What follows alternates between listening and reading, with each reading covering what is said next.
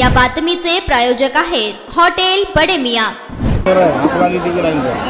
और दोस्तों, यहाँ का धोबी घाट की जो समस्या है, कुछ दिन पहले हमारी जब राउंड हुई थी यहाँ, आपसे मुझे मिलने का एक अवसर मिला। 2009 से 2014 तक मैं इस क्षेत्र का सांसद एमपी भी रह चुका था। उस समय हमारे एमपी फंड के माध्यम से आपके जो स्थानिक समस्याएं थे, उन स्थानिक समस्याओं को हल करने के लिए हमें काम करने का एक अवसर मिला। और आज धोबी घाट में जो समस्याएं हैं, पानी की बहुत बड़ी समस्या है, आपकी भाड़े की समस्या है, ड्रेनेज लाइन की समस्या है, गैस पाइपलाइन की समस्या है। मैं तो कहता हूं कि बहुत बड़ी अफसोस की बात है कि इस क्षेत्र ने, वर्ली की जनता ने उभाटा को, उद्धव ठाकरे जी को 3 आमदार दी, एक खासदार, एक एमपी, अनेक नगर सेवक, 3 माजी, पूर्व महापौर इस क्षेत्र के हैं। उसके बावजूद वर्ली की जनता कह रही है कि हमारे समस्या अभी तक नहीं सुलझाया। मैं एक बात गर्व से कह सकता हूं, जो रवि किशन जी ने कहा कि आज महाराष्ट्र में यदि सबसे ज्यादा उपलब्ध एक्सेसिबल मुख्यमंत्री है तो हमारे एकनाथ शिंदे जी है। और उनका जो सपना है, वे मुंबई और वर्ली और महाराष्ट्र के सबसे जरूरतमंद लोगों के हाथों को मजबूत करना चाहते हैं। आज दोस्तों, मुख्यमंत्री ने जो योजना लाया है, मुख्यमंत्री माझी लाडकी बहन योजना, उन्होंने कभी भी भेदभाव नहीं किया। उन्होंने ये नहीं पूछा कि किसी का धर्म क्या है, किसी का जाति क्या है, किसी की भाषा क्या है। उन्होंने कहा कि मैं पूरी महाराष्ट्र से लेकर वर्ली तक हम आम महिलाओं के हाथों को मजबूत करना चाहते हैं, आम महिलाओं को आत्मनिर्भर बनाना चाहते हैं। और इसलिए आज पूरी महाराष्ट्र में सभी महिलाओं का आशीर्वाद मुख्यमंत्री शिंदे साहब के साथ है। जो छोटा काम आप पानी के लिए लादीकरण का काम है, अफसोस की बात है कि उद्धव ठाकरे जी की पार्टी में 3 आमदार, इतने सारे कॉरपोरेटर्स, एक सांसद, उनके पास सरकार थी। उद्धव ठाकरे जी महाराष्ट्र के मुख्यमंत्री थे, इस क्षेत्र के एमएलए उनके पिताजी के सरकार में मंत्री थे। उसके बावजूद उन्होंने धोबी घाट और इस एरिया की समस्याओं को नहीं सुलझाया।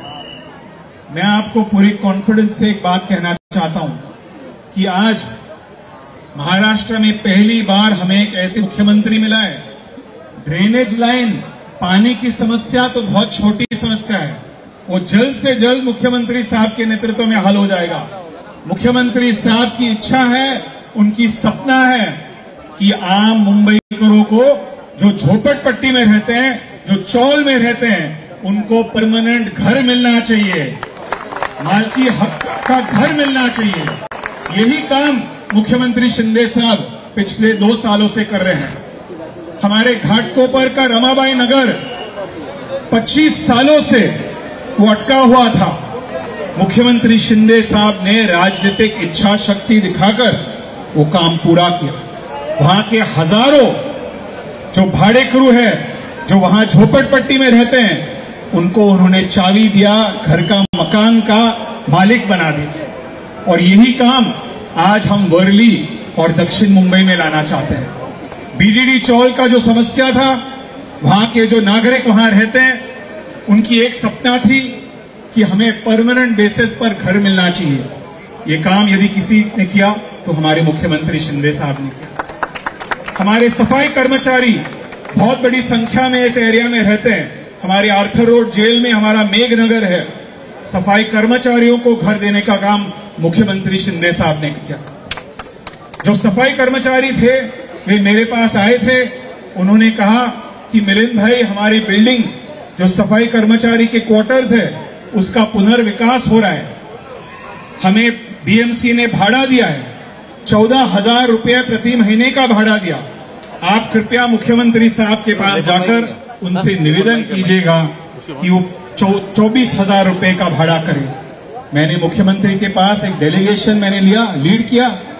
शिंदे साहब ने कहा लोगों की मांग क्या है, 24,000 रुपए प्रति महीने नहीं, मैं 26,000 रुपए प्रति महीने करने को तैयार हूं। और उन्होंने तुरंत GR निकाला जिससे आम लोगों को फायदा हुआ। तो दोस्तों, शिंदे साहब एक ऐसे सरकार चलाते हैं जिसमें धर्म, जाति, भाषा, इन चीजों के आधार पर भेदभाव नहीं होती है। और इसलिए मैं आज गर्व से कह सकता हूं कि मैं हमारे लाडके मुख्यमंत्री शिंदे साहब का एक प्रतिनिधि, एक एम्बेसडर, एक दूत के रूप में यहां आया हूं। मेरा एक ही कर्तव्य है, आपकी समस्याओं को समझना और डायरेक्ट रूप, प्रत्यक्ष रूप से मुख्यमंत्री तक मुझे पहुंचाना है। इसलिए दोस्तों, आने वाले दिनों में जिस प्रकार से शिंदे साहब ने पूरी महाराष्ट्र की जनता के लिए, खास करके सबसे जरूरतमंद जनता के लिए दिन रात मेहनत किया, मैं हमारे उपस्थित सभी कार्यकर्ताओं से निवेदन करूंगा कि 20 नवंबर तक हमें शिंदे साहब के लिए रात्रि दिवस दिन रात मेहनत करना होगा। फिर से शिंदे साहब को वर्षा बंगला तक हमें पहुंचाना है। और जो यहाँ के मतदाता है और खास करके महिला मतदाताओं से मैं निवेदन करना चाहूंगा, वोटिंग के दिन 20 नवंबर आप शिंदे साहब को अपना केवल 5 मिनट दीजिएगा। वो 5 मिनट में आपको क्या करना है, बूथ में जाकर धनुष्य बाण के बटन दबाना है। उसके बदले में मैं आप सबको गारंटी देता हूं कि शिंदे साहब अपने जीवन के 5 वर्ष आप सबको देने को तैयार है। इन्हीं शब्दों के साथ और एक बार आप सब इतनी भारी संख्या में यहाँ आए हुए हैं, आप सबका मैं बहुत बहुत स्वागत करता हूं, आप सबका मैं बहुत बहुत आभार व्यक्त करता हूं। और एक बार आप सभी की ओर से हमारे बहुत ही लोकप्रिय मुख्यमंत्री एकनाथ शिंदे जी का मैं अपने दिल के गहराइयों से स्वागत करना चाहता हूं, उनसे निवेदन करना चाहता हूं कि वे आपको संबोधित करें। धन्यवाद। जय हिंद, जय महाराष्ट्र, जय भीम। तत्पूर्वी इथे भाजपाचे सांसद शंभूनाथ महाराज हे देखील उपस्थित आहेत, त्यांचं मनापासून स्वागत। आणि भोजपुरी सुपरस्टार रवी किशनजी यांचा सत्कार सन्माननीय मुख्यमंत्री एकनाथजी शिंदे साहेब यांनी करावा अशी मी त्यांना विनंती करतो। महाराष्ट्र राज्याचे लाडके मुख्यमंत्री एकनाथजी शिंदे साहेब यांच्या शुभ हस्ते भोजपुरीचे सुपरस्टार आणि सांसद रवी किशनजी यांचा इथे सन्मान होत आहे। खाली ना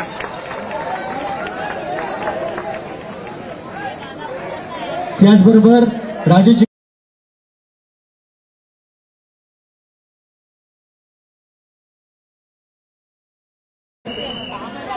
आणि एकनाथजी शिंदे साहेब यांचा सन्मान करतील वरी विधानसभेचे प्रमुख दत्ता नरवणकर आणि सन्माननीय राजेश कुसळेजी यांच्या शुभ हस्ते।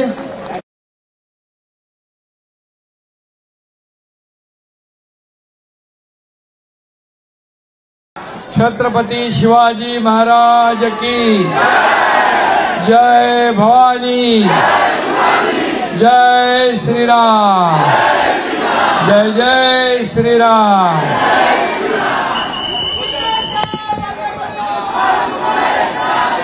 ये धोबी घाट है, एशिया का सबसे बड़ा धोबी घाट। आणि आज या धोबी घाटात महायुतीचे उमेदवार मिलिंद देवरा यांच्या जाहीर सभेला उपस्थित खासदार आणि भोजपुरी सुपरस्टार रवि किशन जी, आपका मैं तहे दिल से स्वागत करता हूं, आपका बहुत बहुत अभिनंदन करता हूं। सर्वांना मनापासून मी शुभेच्छा देतो। मतदारसंघामध्ये आता एक नवा इतिहास लिहिणार आहे, नवा इतिहास लिहिणार ना। महायुतीचे उम्मीदवार मिलिंद देवरा हा इतिहास लिखा, नया इतिहास लिखा जाएगा और उसका नाम है मिलिंद देवरा। हिंदी में बोलूं, मराठी किसमें?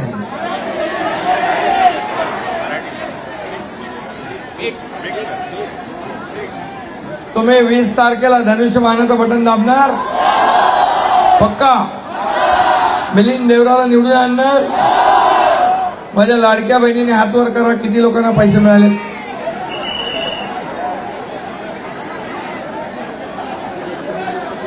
जे बाकी आहेत त्यांना पण पैसे मिळणार, त्यांना पण देणार. एकही माझी बहीण वंचित राहणार नाही. आणि लाडके भाऊ पण आहे तिकडे. लाडक्या भावांना पण प्रशिक्षण भत्ता देण्याचा निर्णय आपण घेतला. देशात ते पहिलं राज्य आहे की प्रशिक्षण भत्ता देणारं हे पहिलं राज्य आहे. आणि आपली मुलं जी आहेत शिकलेली, रवि किशन जी, ये हमारे राज्य में जो 12वीं डिप्लोमा डिग्री जो हुए हैं उनको महीने में 6,000, 8,000, 10,000 रुपए स्टाइपेंड देने का निर्णय लिया हमने.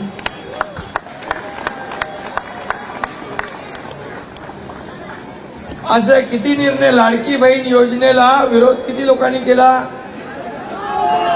भरपूर कोर्टात पण गेले. कोणी कोणी कोणी खोडा घातला. त्याला जोडा दाखवणार पक्का. मतदानाच्या दिवशी जे कोणी येतील मत मागायला त्यांना म्हणायचं आमच्या लाडकी बहीण योजनेला विरोध तुम्ही का केला.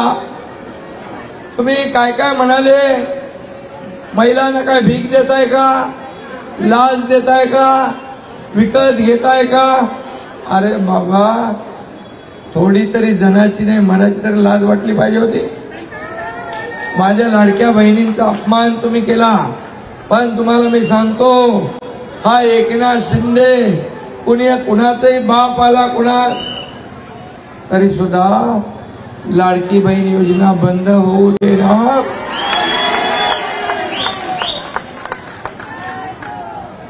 इतना डर हो गया इनको लाडली बहन से. अब उनके पैरों तले जमीन खिसक गई है. बोले अभी क्या होगा. ये इतनी बहना महायुति बोल रही है तो हमारा तो भट्टा गुल हो जाएगा. और अभी हम लोग धोबी घाट में, धोबी घाट वाले धुलाई अच्छा करना जानते हैं.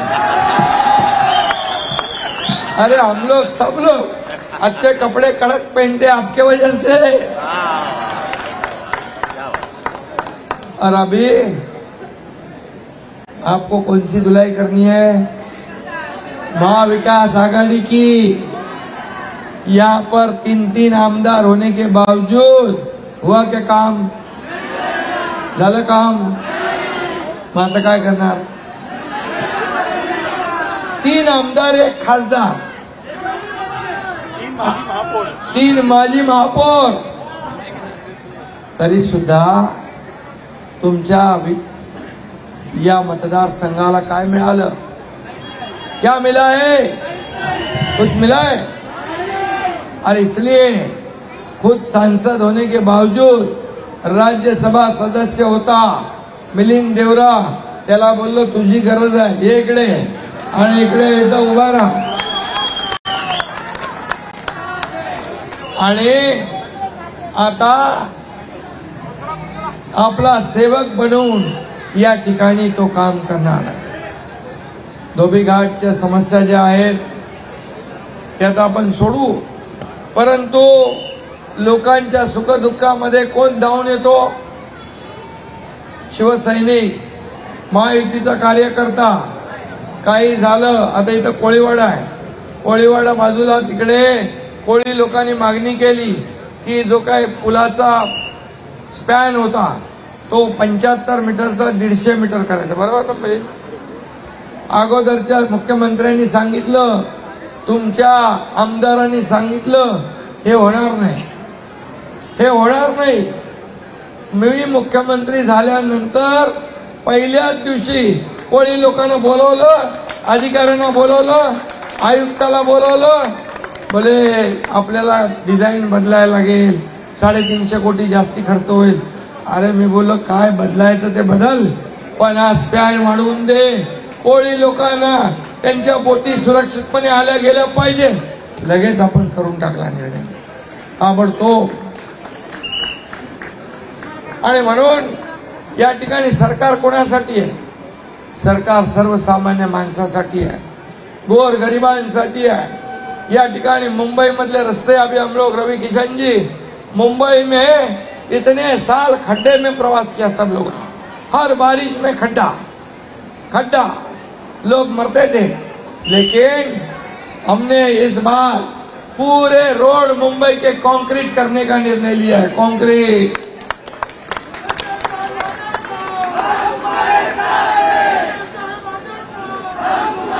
15 साल में ये करना चाहिए था, लेकिन हर साल रिपेयरिंग में पैसे निकालने के है। हर साल रिपेयरिंग में पैसे निकालने के लिए मैंने कमिश्नर को पूछा 15 साल में रिपेयरिंग में कितने पैसे खर्च हो गए? बोले 3,500 करोड़ रुपया। अब ये 3,500 किसके जेब के? पब्लिकचे पैसे, आणि म्हणून पब्लिकचे पैसे पब्लिकसाठी वापरले पाहिजे, म्हणून सगळे रस्ते आपण आता कॉन्क्रीटचे करतोय।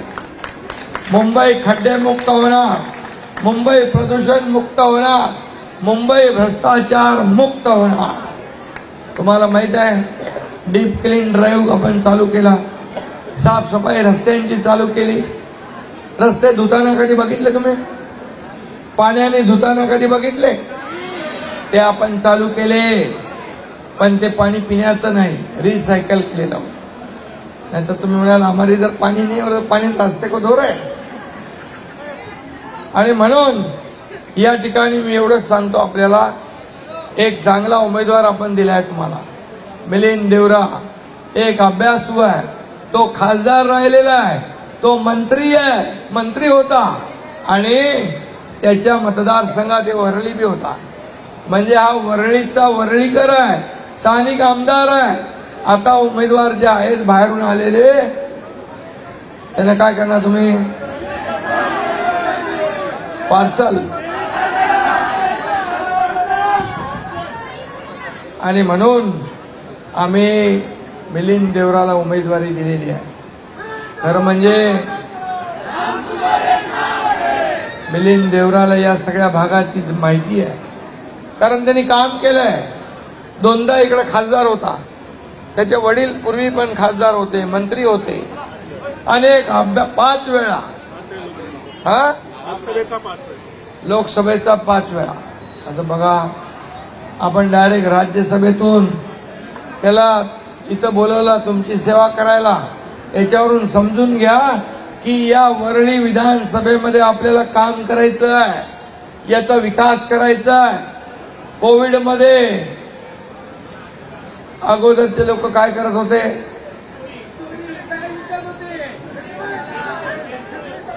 फेसबुक, कोमट पाणी पिया, तोंडाला पट्टी बांधा, फेसबुक लाईव्ह।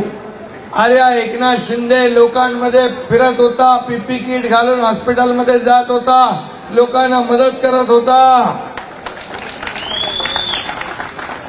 घरात बसून राज्य चालवता येत नाही, फेसबुक लाईव्ह करून राज्य चालवता येत नाही। फेस टू फेस काम करावं लागतं, लोकांमध्ये जावं लागतं, लोगों में जाना पड़ता है, लोगों से मिलना पड़ता है, उनका दुख दर्द पहचानना चाहिए, सुनना चाहिए। ये सुनने वाली सरकार है हमारी। पहले की सरकार मेरी आवाज सुनो, हमारी सरकार जनता की आवाज सुनो वाली है। और जनता का आवाज, जनताचा आवाज, मगाशी रवि किशननी सांगितलं, वर्षा हे शासकीय निवासस्थान आहे, कुणाचं मालकीचं नाही, ते हे जनतेच्या मालकीचं आहे।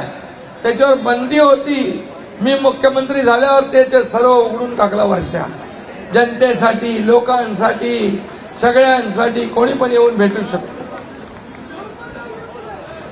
आणि म्हणून माझी तुम्हाला एकच विनंती आहे, मी तुम्हाला एवढंच सांगतो की फक्त नेतागिरी करून या मतदारसंघाचा विकास होणार नाही, कार्यकर्ता बनून या मतदारसंघाचा विकास होऊ शकतो, कार्यकर्ता बनून। आणि म्हणून आज तुम्हाला मी सांगतो, या धोबीघाट मध्ये पानी की समस्या है। पानी की समस्या कितने साल से है? कितने साल से है?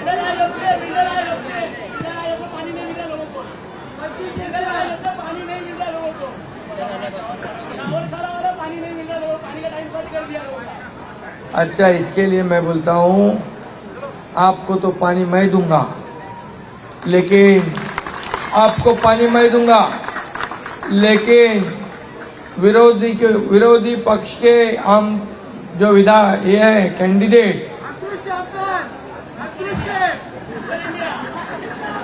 मैं आपको पानी पिलाऊंगा, आप किसको पिलाएंगे? उबाटो को पिलाएंगे? पक्का? पाणी पिलाने का काम 20 तारीख को है. मराठीमध्ये म्हणतात, मी तुम्हाला पाणी देतो, तुम्ही पाणी पाजण्याचं काम करा, घरी बसवण्याचं काम करा. गॅस पाइपलाइनचा एक विषय है. माझ्याकडे लोग मेरे पास आए थे लोग, मैंने उसके ऊपर रिमार्क भी दिया है, और मिलिंद अभी इसको आचार संहिता खत्म होते ही तुरंत तुमने काम शुरू किया मेरे ख्याल से. हाँ, मी तुमच्याच पत्रावर लिहिलेलं आहे, त्यामुळे त्याचं क्रेडिट कोणतरी दुसराच घेतोय. लेकिन वो भी तो ते पण आपण काम करू. गैस पाइपलाइन की व्यवस्था हो जाएगी. ड्रेनेज लाइन नहीं है, ड्रेनेज लाइन नहीं है, खराब है. ये फिर काय के लिए सरकार आमदार क्यों क्या काम करते हैं? उनको तो अभी उनके बैग चेक करी तो बहुत गुस्सा है, बहुत गुस्सा है. अरे मेरी भी बैग चेक की थी लोकसभा में, आचार संहिता मेरी बैग चेक की. आज पालघर में मैं गया था, कल मेरी बैग चेक की. मैंने कुछ भी नहीं, मुझे मालूम था, लेकिन उनके बैग में पैसे नहीं होंगे ये भी मुझे मालूम था, क्योंकि उनको बैग नहीं चलता, उनको कंटेनर लगता है.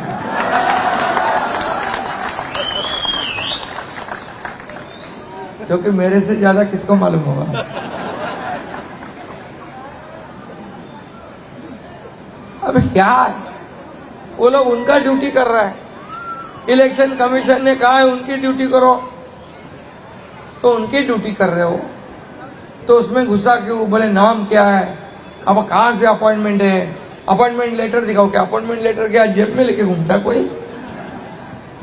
अरे मुख्यमंत्री रह चुके व्यक्ति ने ऐसा बर्ताव करना, इसका मतलब वो पूरे ये लड़की बहनों ने उनको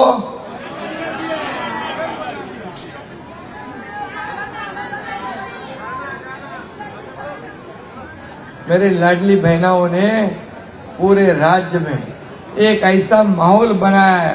मेरे लाडले भाइयों ने, लाडले किसानों ने, लाडले सीनियर सिटीजन जो ज्येष्ठ नागरिक है उन्होंने, लाडले कामगारों ने ऐसा माहौल बनाया है कि वो इंतजार कर रहे हैं कब 20 तारीख आती है और कब हम वोट करते महायुति को.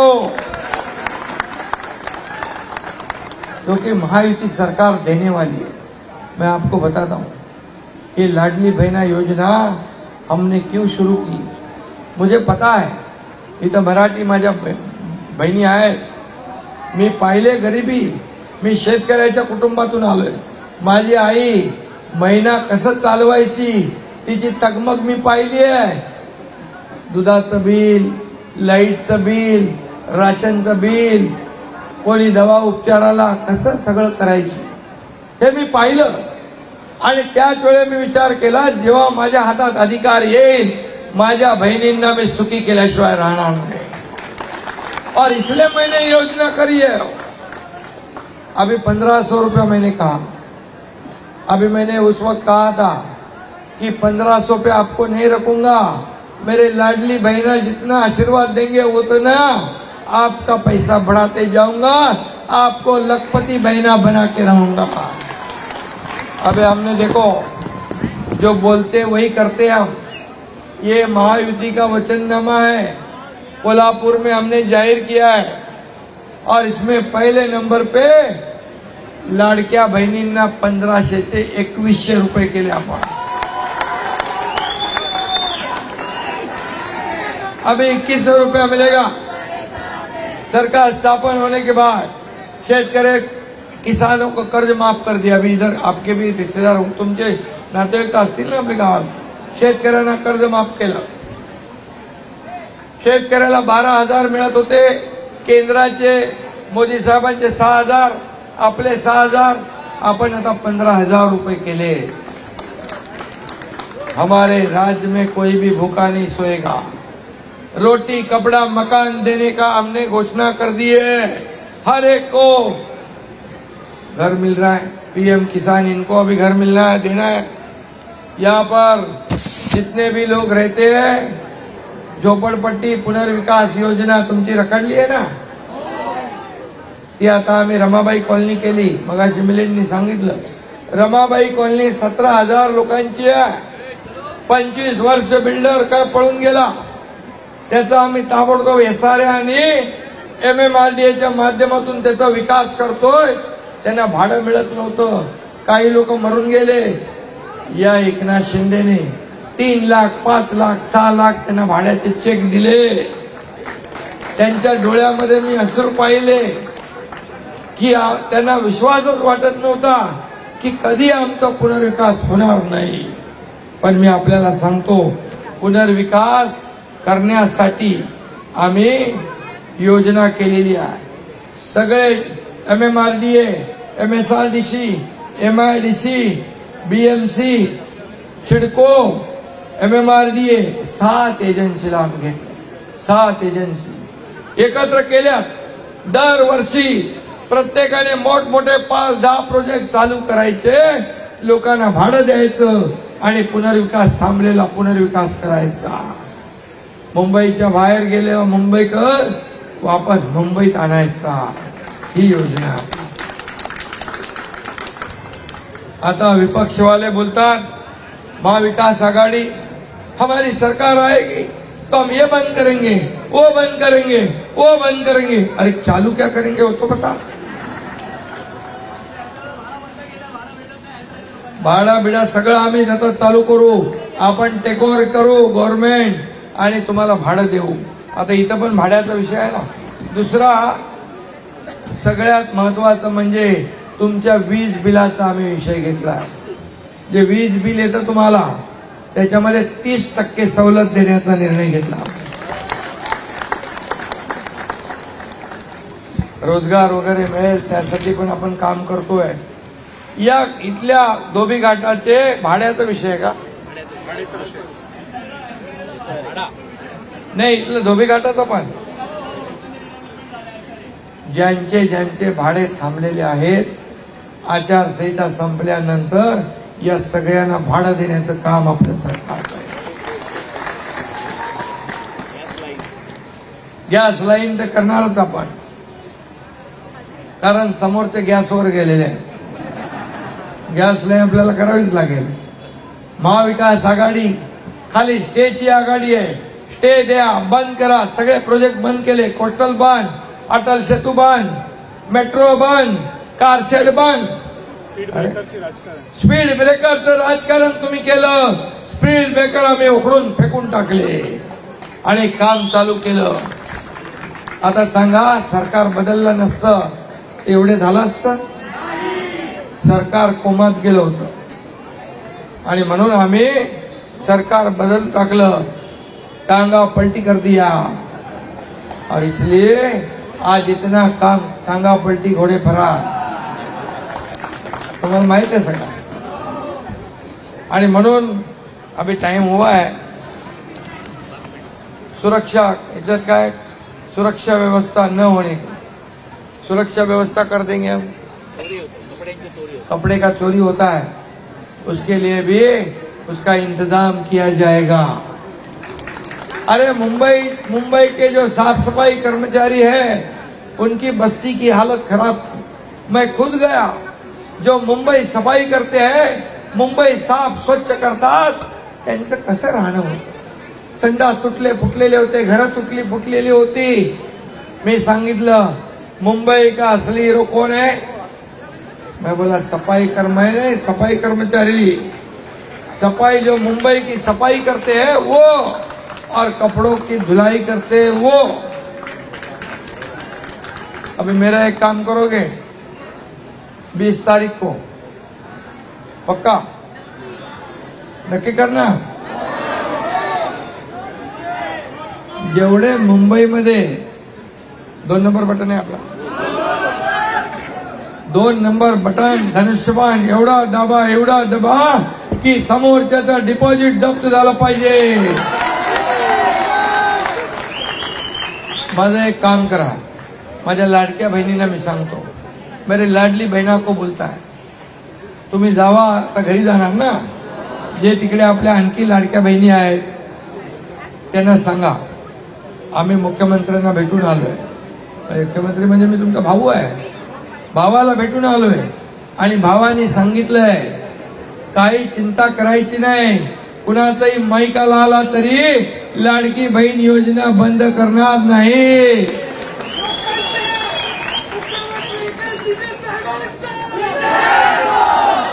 हे सारे योजना, ये योजना पण ती लटकलेली आहे, ती आपण करू. मला वाटतं ये छोटे छोटे विषय है सर मिलिंद, ये बहुत छोटे विषय है. मैं आपको एक ही जबान देता हूं धोबी घाट के लोगों को आणि तुम्हाला सगळ्यांना, तुम्ही 20 तारखेला धनुष्य बाणा समोरचं बटन दाबायचं आणि मिलिंद देवरायांना प्रचंड मताधिक्याने विजयी करायचं. आणि मी तुम्हाला शब्द देतो की 23 तारखेला गुलाल उधळायला आणि फटाके फोडायला एकनाथ शिंदे पुन्हा इथे येईल. आणि तुम्हाला माहित आहे मी एकदा शब्द दिला कि शब्द पाळतो. एक बार मैंने कमिटमेंट की तो मैं खुद की भी नहीं सुनता. धन्यवाद. जय हिंद, जय महाराष्ट्र.